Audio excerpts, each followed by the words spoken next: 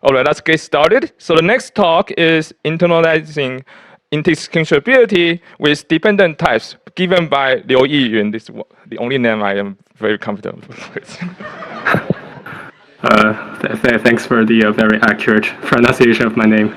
Hello, everyone. My name is Yiyun Liu, and I'm a PhD student from the University of Pennsylvania.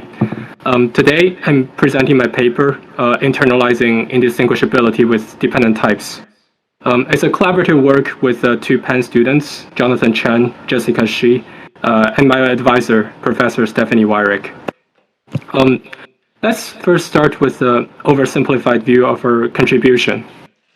Given a system that is dependently typed, if you add dependency tracking on top of it, then you profit. Not all of you are familiar with dependency tracking, and I'll explain what that is shortly. However, what I'll hide away from you throughout the rest of the talk is the many technical issues that you may run into when making this combination work. And instead, I'll spend most of the time explaining why you want to combine dependent types and dependency tracking in the first place. Here's our contribution in more detail. Dependent types allow us to internalize reasoning about program equivalence.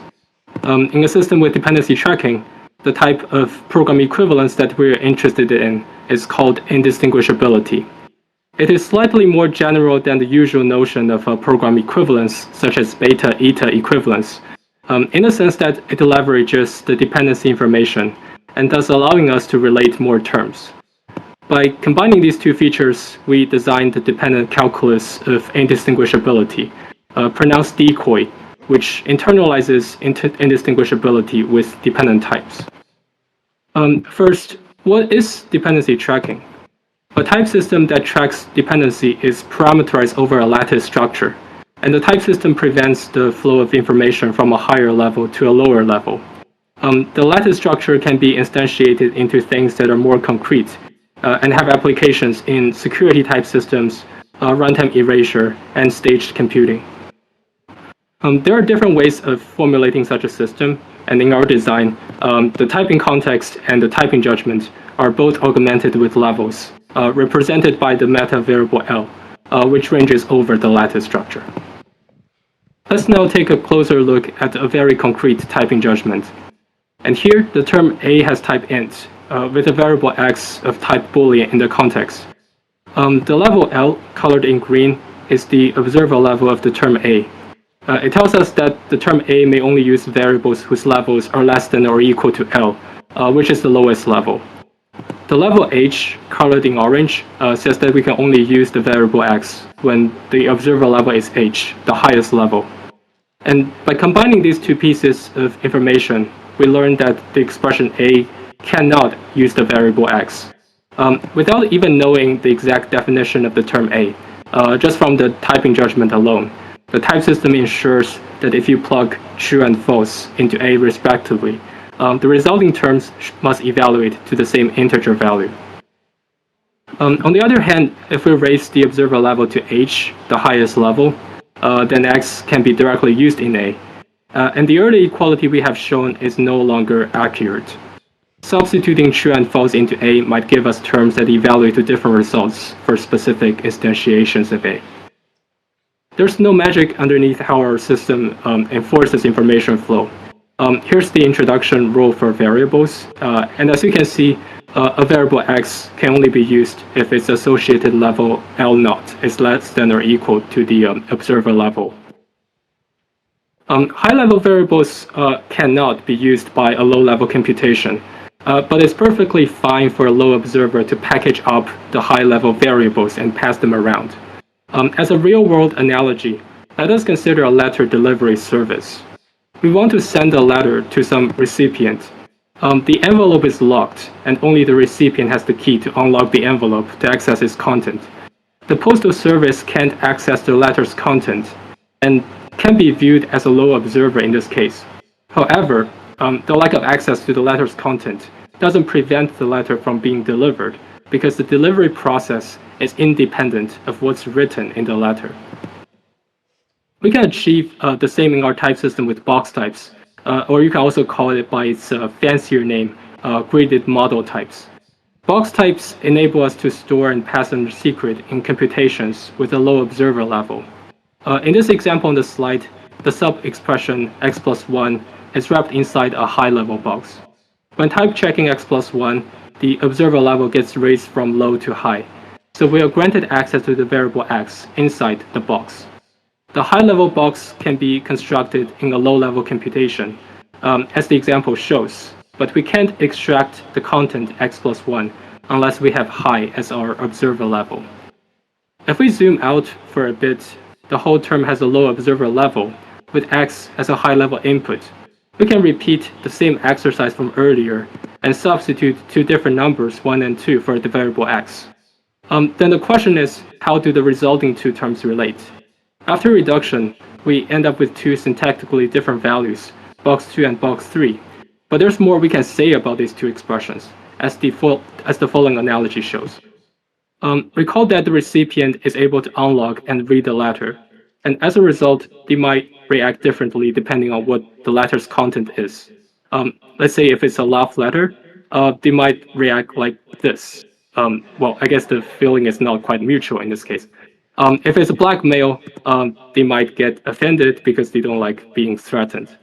The takeaway here is that for the recipient, the high-level observer, in this example, the two letters appear distinct. On the other hand, the mailman would give the same reaction about the two different letters because all they can see is the envelope rather than the content stored inside. In the terminology we are about to introduce, we say that the love letter and the blackmail are indistinguishable from the perspective of the mailman. The different perception of equivalence for different observers is exactly the thing that indistinguishability is meant to capture. Back to our program language, the two different numbers, 2 and 3, when placed inside high-level boxes, are indistinguishable for a low-level observer because they can't use the box content to compute anything that's visible at their level. From a high-level observer's perspective, the box numbers are different because a high-level observer may produce distinct results based on the different numbers stored in the boxes. Indistinguishability is crucial for reasoning about programs in a system with dependency tracking. And so far, we have been focusing on is indistinguishability used in a security-related context. But it also makes sense in other applications such as runtime erasure, where we want to reason about program equivalence by ignoring the parts that are meant to be erased before execution. What's lacking here, however, is a way to internalize indistinguishability in the sense that you can write a program in a dependency tracking system and reason about the program in the same language that they were written. The idea of internalizing equational reasoning is nothing new. We can write down programs inside a proof assistant such as ACTA and Coq, and they use types to state properties about how these functions evaluate. The theorem shown on the screen, for example, states the list append associativity property in Coq syntax. In dependently typed languages, there is an equality judgment highlighted in orange as part of the type conversion rule. We can cast the type of the term to a different type if it is judgmentally equivalent to the original type. The identity type highlighted in blue on the bottom right internalizes the equality judgment, so programmers can explicitly reason about how their programs evaluate. In a system with dependency tracking, we add observer levels to our typing judgment, as we have shown earlier, but we also switch to indistinguishability for our equality judgment. And to internalize this new notion of equivalence, the identity type must be extended with a level index representing the observer level. And by making this change, programmers can now reason about indistinguishability within our dependently typed language. And that pretty much sums up the design of the DCOI language, which is an extension of Baron-Drake's pure type systems with indistinguishability as definitional equality, and also a level index identity type that internalizes indistinguishability. We mechanized the type soundness and noninterference proof in the Coq proof assistant, and also provided a prototype type checker in Haskell, so you can play around with the language in a more user-friendly syntax. And of course, now it's time to revisit the question from the very beginning. Why do we want such a design in the first place? One perspective, which is the one we've been focusing on so far, is how dependent types help us internalize the reasoning of indistinguishability. That is useful because of the many use cases of indistinguishability we had mentioned earlier. The old pen and paper proof can now be done rigorously in the program language where the programs were written. A different angle is how dependent types benefit from dependent tracking. By augmenting dependent types with dependency tracking, we gain a different way of implementing compile time irrelevance. Recall the conversion rule in our system, where definitional equality or judgmental equality is implemented through indistinguishability. The observer level doesn't have to be the highest level in the lattice, and when that happens, part of the types that are too high level can be ignored during type conversion. In other words, we can ignore the equality of parts of the two types, A and B, that don't actually contribute to the calculation of A and B. Then how is our system different from the many other systems that support compile time irrelevance? In fact, our syntax of level annotated functions, which I didn't actually show on the previous slides, is actually quite reminiscent of Fanning's system of proof irrelevance or act as irrelevant function types. And to answer that question, we need to go back to the examples about indistinguishability from earlier. If we rephrase the examples in terms of irrelevance instead of indistinguishability, the box numbers 2 and 3 are irrelevant to a low observer, but relevant to a high-level observer. What's interesting is that in both examples, we have the exact same expressions, but we have different views of relevance depending on the observer level we choose. In other words, a level that is higher up in the lattice is not intrinsically irrelevant, but only irrelevant with respect to a low observer. This type of flexibility is useful because it enables us to decouple the relevance of a variable at the type level and at the term level. On this slide, I'm going to show you examples of why we want to have different views of relevance. In the first example, the variable x is directly used in a term because it's returned as part of the function body. But it's not used at the type level since its type is simply a non-dependent function from a function from net to net. In the second example, we have the polymorphic identity function, and the type variable a appears relevantly in the type signature, but only appears as an annotation at the term level, and therefore is irrelevant in the term. And finally, in a constant function from net to net, which returns 0 all the time regardless of the input, the variable x is irrelevant at both the type and the term level. This is probably more closely relates to the more usual notion of compile time irrelevance, where a variable is used in neither the type nor the term level. As a more practical example, let's consider the map function on the length index vector type. In this case, the length index n is irrelevant at the term level because we want the vector type to erase into a plain list to ensure performance. However, the length index n must be treated relevantly at the type level because we want to be able to distinguish between vectors of different sizes to ensure type soundness. From a semantic point of view, the levels do not cause a type to be squashed into a singleton or a false type, but we merely hide information temporarily from a low-level observer. The information is still retrievable if we switch our point of view to a higher-level observer who has access to that information. There are some very subtle ways that this design affects the behavior of our system when it comes to compile time irrelevance, such as the improved support of strong dependent sums, which is in fact one of the more technical motivations.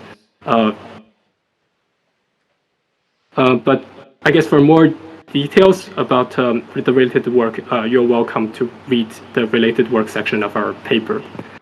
And that's pretty much it for the talk. And just as a final recap of what we've discussed so far, DCOI is a dependently typed language that internalizes indistinguishability. Its design gives us a unified framework for dependency tracking and compile time irrelevance. That's it. Thank you. And I'm ready to take questions. All right, I believe we have an online question. Yeah, so the question online is, several frameworks for modal dependent type theories have been presented in recent years. For example, by Andreas Abel, Daniel Gratzer, or by Andreas Newts. Can your work be presented as an instance of one of these frameworks? If not, what are they missing?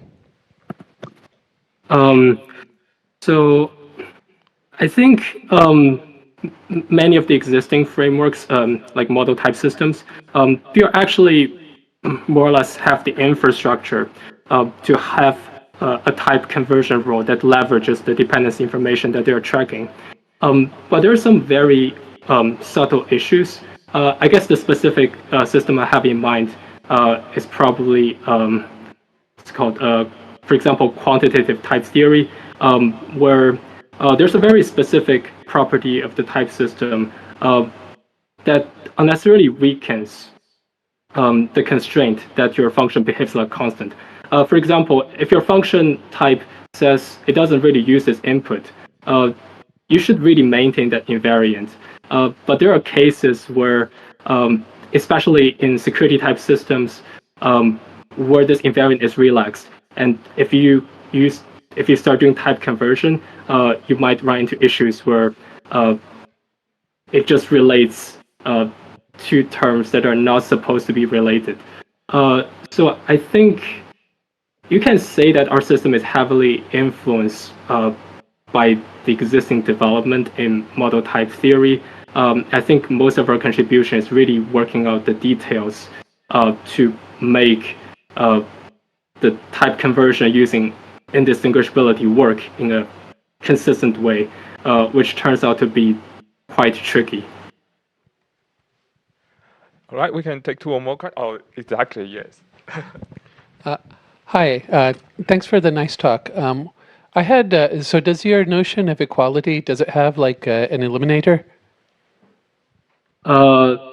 Sorry, you mean the, oh, yeah, so the equality is, there's, yeah, that have a, so in the system we present in the paper, we have a transport operator, which is kind of weaker than a G eliminator, but it's pretty much the same equality type from an intentional type theory.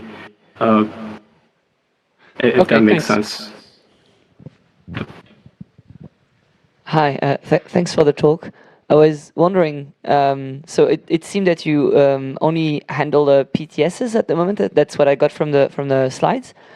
Is there like other fundamental difficulties in obtaining inductive types, even like basic ones like natural numbers, or is it just that it was a simplification made for the sake of keeping the system containable? I don't think there's any fundamental issues with adding natural numbers, but adding general inductive types would be a completely separate problem. I think with, for example, like natural numbers, there is some very specific problem, which is now that your system has all these annotations for your variables. Like for example, when you have features like dependent elimination, like you have to specify what the motive of the eliminator is, and then like what's the level attached to the variable that appears not in the term but only in the motive. Sometimes it can get pretty messy. I think it would still work. I think in that case the main problem is how to make this type system more usable without cluttering the user with tons of annotations that might not be very interesting. I see. Thank you. Okay, we can take one more very quick question. If it's too long, I'm going to have to cut it. Hi, thanks for the great talk. I'm curious that your indistinguishability relation seems like that it has some nice sort of Leibniz equality style properties, but particularly in security type systems, you often end up with downgrading operations like declassification that would completely destroy the sort of Leibniz equality style behavior on that. Okay, I'm sorry, because we have to start the transition then. Oh, Sorry. Let's take a question offline. okay, sure. Is that okay? Yes, that's fine. Sorry, I apologize for that. So we're going to start the transition so that we can start on time for the next one. I'm really sorry about that. Okay, otherwise, I guess I'll disconnect. You can ask in the Discord as well.